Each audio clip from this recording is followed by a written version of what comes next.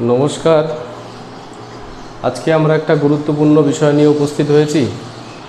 এই বিষয়টি হচ্ছে একবিংশ শতাব্দীতে শিক্ষা বিষয়ক যে বিভিন্ন রকমের নিত্য নতুন ভাবনা চিন্তা সমগ্র বিশ্বজুড়ে চলছে, সেই সমগ্র বিশ্বজুড়ে যে আধুনিক যে সমস্ত ট্রেন্ড বা প্রবণতা, অর্থাৎ শিক্ষা ব্যবস্থা কেমন হওয়া উচিত, কেমন হওয়া প্রয়োজন এবং কিভাবে শিক্ষার লক্ষ্যগুলোকে কার্যকরী রূপে বাস্তবায়িত করা যায়, বা যে সমস্ত কাঙ্ক্ষিত আউটকামগুলো রয়েছে, শিক্ষার যে সমস্ত লক্ষ্য উদ্দেশ্যগুলি রয়েছে সেগুলোকে পূরণ করা যায়, এই নিয়ে আজকে সমগ্র বিশ্বের বিভিন্ন স্তরের যারা এক্সপার্ট বা বিশেষজ্ঞ রয়েছেন, ওনারা তাদের নিজের মতো করে ভাবনা চিন্তা করে বিভিন্ন রকম দিশা প্রদান করার চেষ্টা করেছেন। তো এরকমই একটা গুরুত্বপূর্ণ অ্যাপ্রোচ হচ্ছে আধুনিককালের, এমন একটি গুরুত্বপূর্ণ অ্যাপ্রোচ হচ্ছে ফ্লিপ লার্নিং। এটি একটা লার্নিং অ্যাপ্রোচ বা একটা পেডাগজিক্যাল অ্যাপ্রোচ বা লার্নিং একটা স্ট্র্যাটেজি। তো আজকে আমরা এই বিষয়টি কী সে সম্পর্কে বুঝে নেওয়ার চেষ্টা করব এবং এই লার্নিং যে মডেল বা অ্যাপ্রোচটি এর মৌলিকতা কি রয়েছে সে মৌলিকতা বোঝার চেষ্টা করব। তো এখানে আমরা যে চারটি গুরুত্বপূর্ণ টার্মস মানে চারটি গুরুত্বপূর্ণ লেটার দেখতে পাচ্ছি, FLIP, ফ্লিপ। এই ফ্লিপ যে নামটি, এই নামটির মধ্যে রয়েছে চারটি গুরুত্বপূর্ণ পিলার। যে চারটি গুরুত্বপূর্ণ পিলার সম্পর্কে আমাদেরকে ভালোভাবে বুঝে নিতে হবে, তারপরে আমরা যদি এই বিষয়টি সম্পর্কে চর্চা করি তাহলে আমাদের ধারণাটি তাৎপর্যপূর্ণ হয়ে উঠবে। তো এই যে চারটি গুরুত্বপূর্ণ পিলার রয়েছে সেইগুলো হচ্ছে এরকম: F stands for flexible environment, L stands for learning culture, I stands for intentional content and P stands for professional education. তো ফ্লিপ এর মধ্যে এই চারটি গুরুত্বপূর্ণ পিলার বা ফাউন্ডেশনের বিশেষ কম্বিনেশন বা ইন্টিগ্রেশন আমরা দেখতে পাই। তো প্রথম যে কথাটি বলা হয়েছে ফ্লেক্সিবিলিটি অফ এনভায়রনমেন্ট।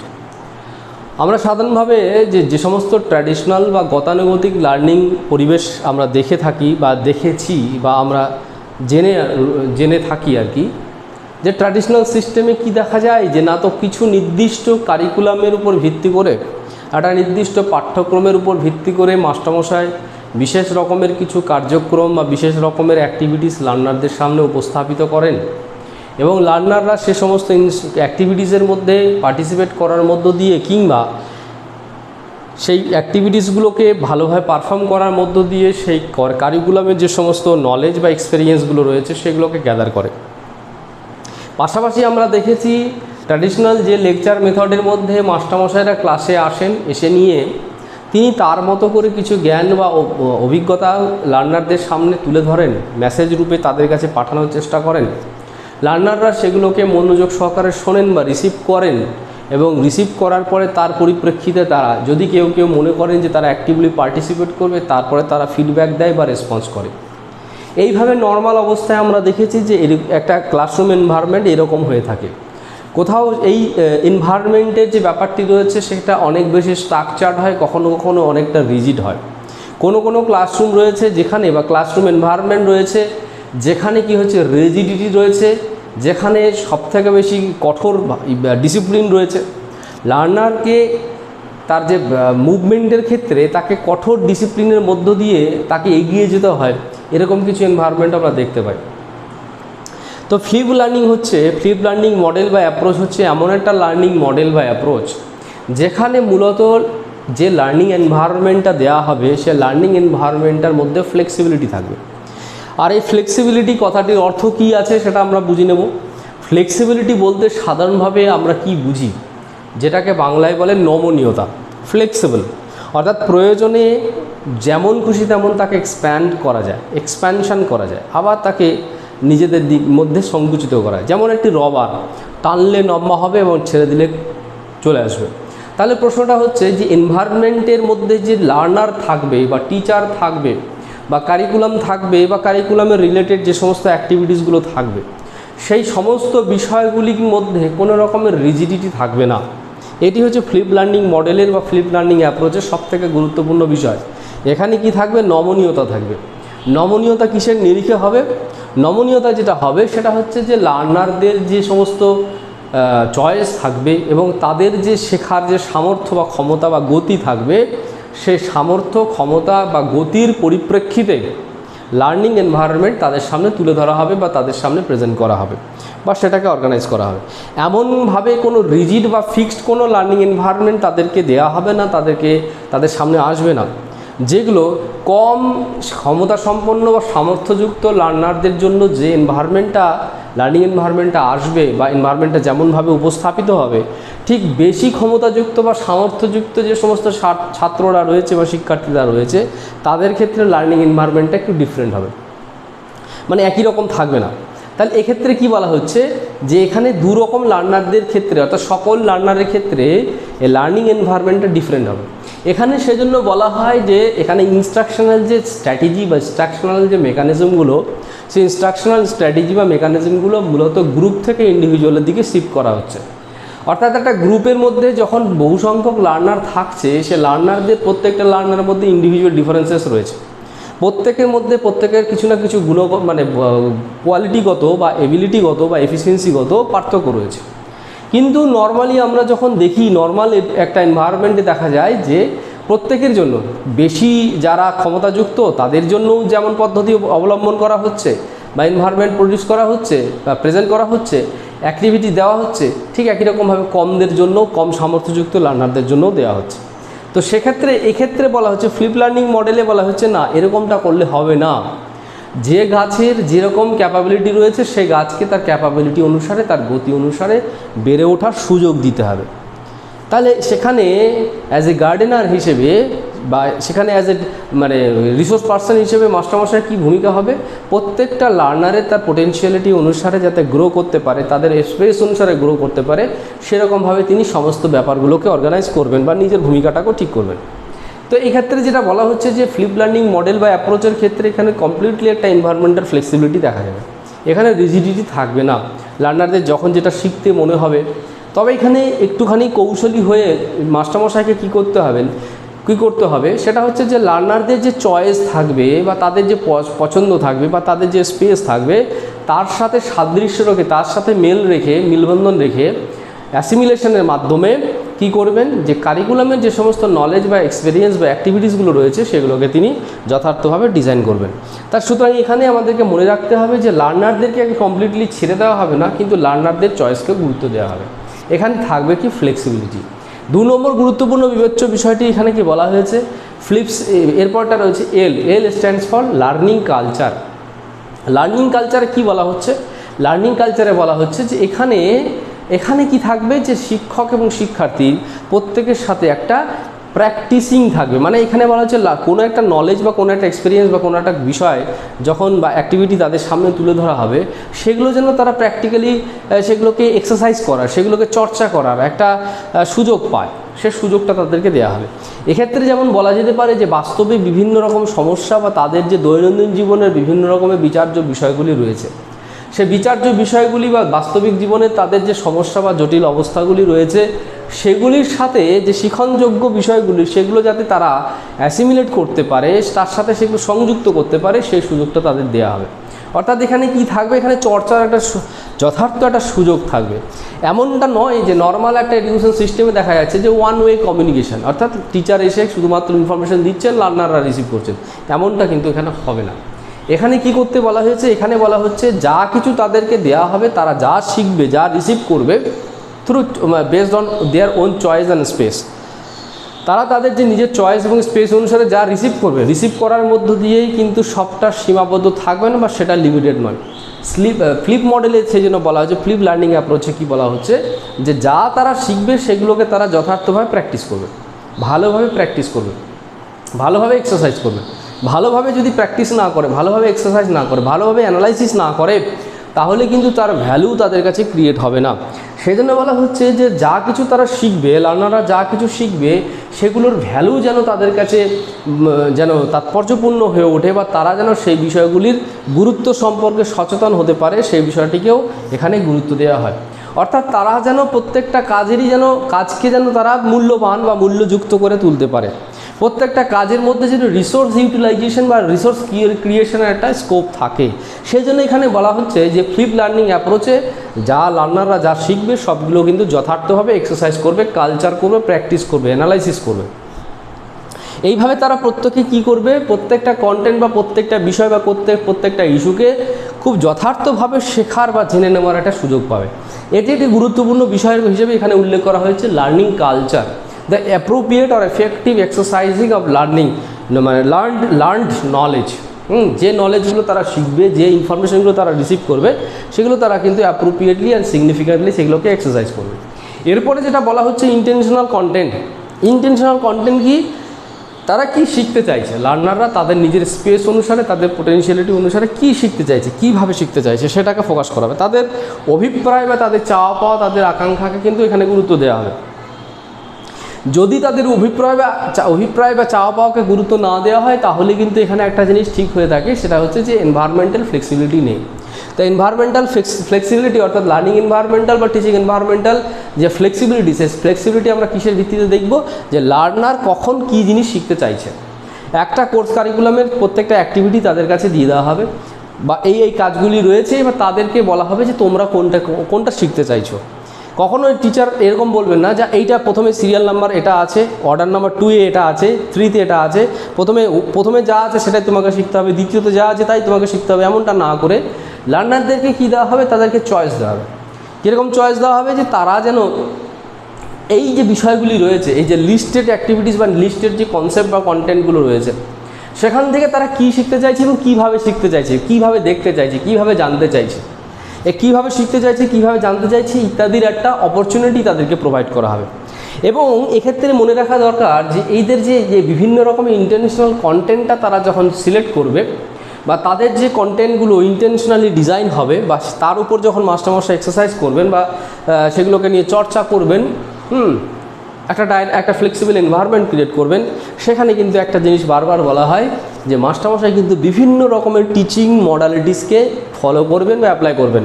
এখানে কিন্তু কোনো রকমের ফিক্সড কোনো টিচিং মেথড ফলো হবে না। ফ্লিপ লার্নিংয়ের এটি একটি গুরুত্বপূর্ণ বিবেচ্য বিষয় যে এখানে কোনো নির্দিষ্ট টিচিং মেথড বা মডেল সেখানে ফলো হবে না। এখানে টিচিং মডেল কী হবে, different types of teaching model must be applied in this approach of learning. এই লার্নিংয়ের ক্ষেত্রে যেটা হবে যে বিভিন্ন রকমের যে লার্নিং মেথোডোলজিগুলো রয়েছে বা টিচিং মেথোডোলজিগুলো রয়েছে, সেই মেথোডোলজিগুলোকে ফলো করা হবে, প্রয়োগ করা হবে। যেমন কখনো দেখা যায় যে কিছু লার্নারের কাছে লেকচার মেথডটা অনেক বেশি সিগনিফিক্যান্ট বা অ্যাপ্রোপ্রিয়েট বা এফেক্টিভ মনে হয়, তাহলে সেই সমস্ত লার্নারদেরকে লেকচার মেথডেই কিন্তু শেখাবেন। এক্ষেত্রে লার্নার সেই অপশানটা দেবে। লার্নার বলছে, যদি এরকম বলে যে না আমি এই লেকচারিং মেথডেই আমি জানতে চাই বা শিখতে চাই বা বুঝতে চাই, তাহলে তখন কিন্তু মাস্টারমশাই সেই লেকচারিং মেথডেই তাকে কিন্তু জানানো, বোঝানো বা শেখানোর দায়িত্বটা নেবেন। ঠিক একই রকমভাবে কিছু লার্নার যদি মনে করে না আমি কিছু প্রবলেম সলভিংয়ের মাধ্যমে আমি জিনিসটা শিখতে চাইছি, তাহলে প্রবলেম সলভিং মেথড তাকে ফলো করা হবে।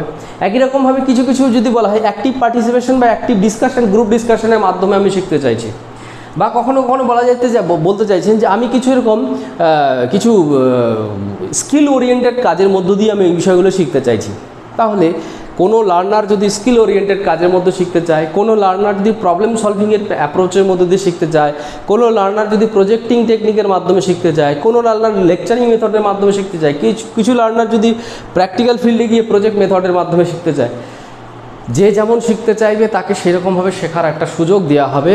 এবং এই সুযোগ দেওয়ার জন্য এখানে কিন্তু সেজন্য বলা হচ্ছে different types of teaching models আর different types of learning approach must be applied in this model. এই অ্যাপ্রোচের মধ্যে বা এই মডেলের মধ্যে বেসিক্যালি বিভিন্ন রকমের টিচিং মডালিটিসগুলোকে, ইনস্ট্রাকশনাল মডালিটিসগুলোকে বা লার্নিং মডেলসগুলোকে বা মেথডসগুলোকে এখানে ফলো করা হবে, ফলো করার একটা স্কোপ রয়েছে। এখান থেকে পরিষ্কার তাহলে হয়ে যাচ্ছে যে এখানে একটা ইন্টেনশনাল কন্টেন্ট, তারা যেমন শিখতে চাইছে, যেমনভাবে শিখতে চাইছে সেরকমভাবে তাদেরকে শেখার একটা স্কোপ দেওয়া হবে। এর ফলে পরিপ্রেক্ষিতে কী হবে, এর পরিপ্রেক্ষিতে একটা কিন্তু flexible environment of teaching learning atmosphere create হবে, যেটা হচ্ছে ফ্লিপ লার্নিং মডেলের একটা গুরুত্বপূর্ণ, ফ্লিপ লার্নিং অ্যাপ্রোচের একটা গুরুত্বপূর্ণ একটা বিবেচ্য বিষয় বা নির্ধারিত একটা একক বা একটা ইন্ডিকেটর। এরপরে যেটা বলা হয়েছে প্রফেশনাল এডুকেশন, ফ্লিপের P stands for professional education. Professional education এখানে কি বলতে চাওয়া হয়েছে, এখানে বলতে চাওয়া হয়েছে যে যা অ্যাসাইন করা হবে, যেমন ডিউটি অ্যান্ড রেসপন্সিবিলিটি যেমন থাকবে মাস্টারমশাইয়ের মধ্যে, ঠিক তার দায়িত্ব এবং কর্তব্য কিন্তু তিনি সেরকমভাবে পালন করবেন, প্রফেশনালি ডিল করবেন। লার্নারের চয়েসকে ফোকাস করবেন, লার্নারের স্পেসকে ফোকাস করবেন, তাদের ক্যাপাবিলিটিকে ফোকাস করবেন। এর মাধ্যমে তিনি তার রেসপন্সিবিলিটি হিসেবে বা তার ডিউটি হিসেবে তিনি কি করবেন, তিনি একটা ফ্লেক্সিবল এনভায়রনমেন্ট তৈরি করবেন। তৈরি করার ক্ষেত্রে লার্নারদের চয়েস অনুসারে যেমন যেমন মেথড ফলো করার দরকার হবে তিনি তেমন তেমনই করবেন, সেখানে কোনো রকমের গাফিলতি দেবেন না, কোনো রকমের নিজের চয়েসকে ফোকাস করবেন না যে না তুমি, দেখা গেল 5 জন ছাত্র আছে, ABCDE এরকম 5 জন ছাত্র রয়েছে। এ যে মেথডটা ফলো করতে চাইছে, বি সেটা চাইছে না, সি অন্যটা চাইছে, ডি অন্যটা চাইছেন। মাস্টারমশাই কখনো এরকমভাবে প্রেশার ক্রিয়েট করবেন না যে তিনি এরকম বলবেন না mister A, B, and C তোমরা একটা মেথডে শেখো, ডি এবং ই তোমরা আর একটা মেথডে শেখো। তিনি সেরকম প্রেশার ক্রিয়েট করবেন না। এখানে কিন্তু প্রফেশনাল হবে।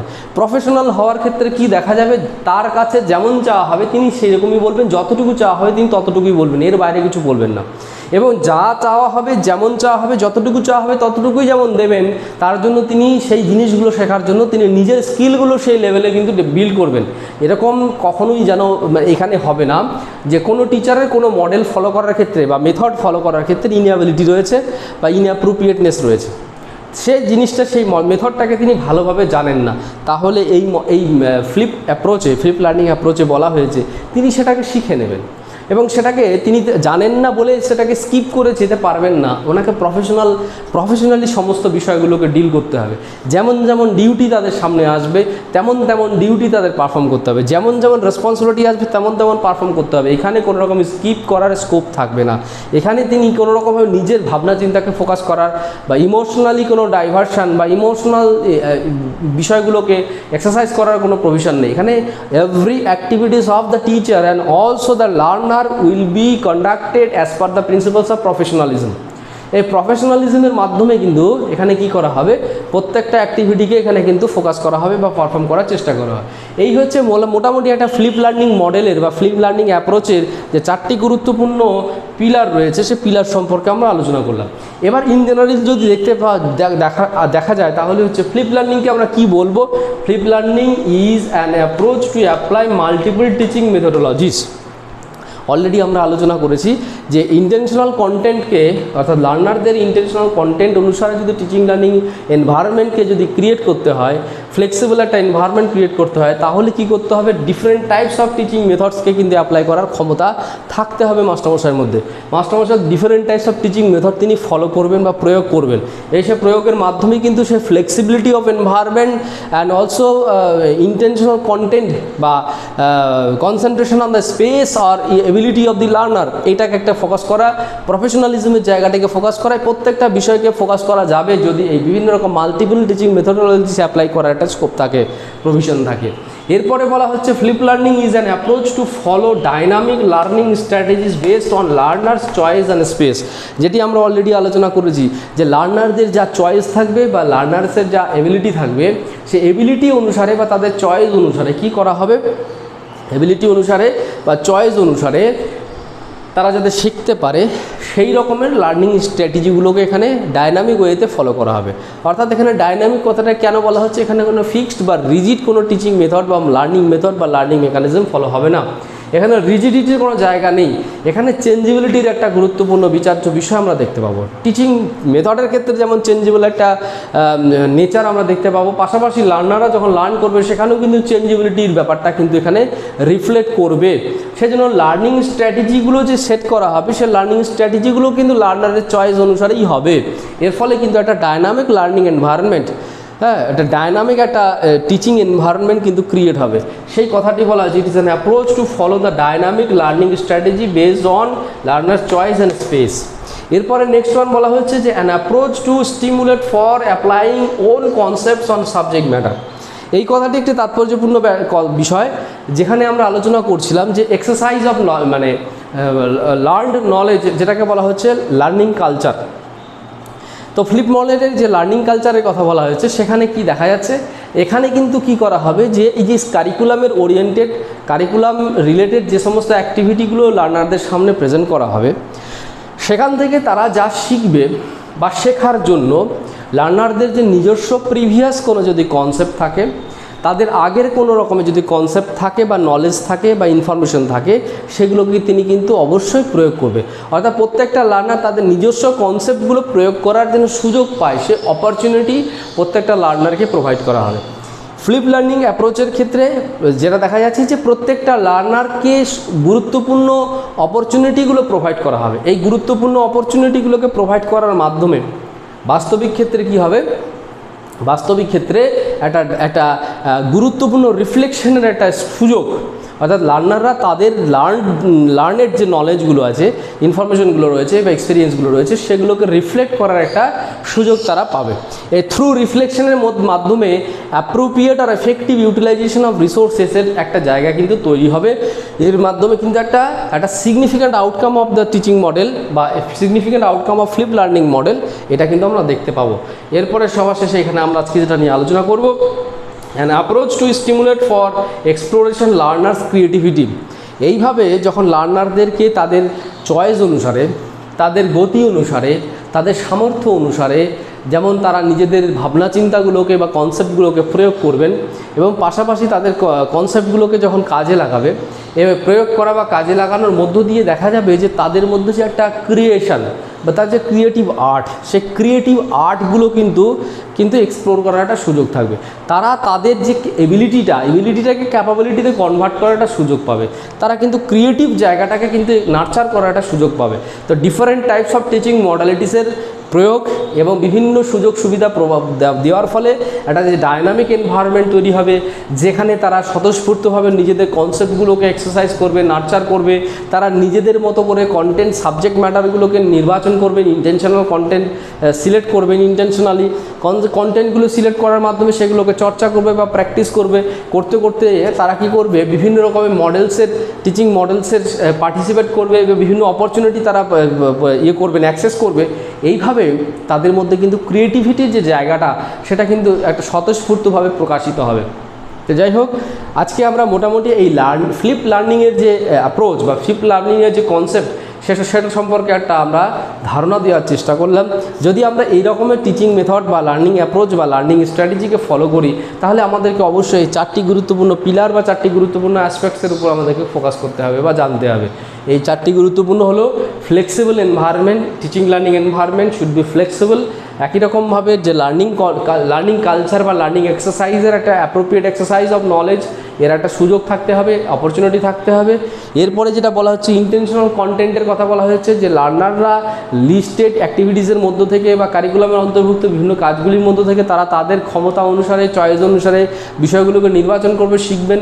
এবং লাস্টলি যেটা বলা হয়েছে যে টিচারের যে সমস্ত রেসপন্সিবিলিটি বা ডিউটি থাকবে তিনি সেগুলোকে বা অ্যাক্টিভিটিসগুলো রয়েছে সেই স্কিল ডেভেলপমেন্টের ক্ষেত্রেই হোক বা সেই স্কিলগুলোকে অ্যাপ্রোপ্রিয়েট রিফ্লেকশনের ক্ষেত্রেই হোক, সকল ক্ষেত্রেই তিনি কি করবেন, তিনি কিন্তু একটা প্রফেশনালিজম বা প্রফেশনাল এথিক্সের জায়গাটিকে মেনটেন করবেন।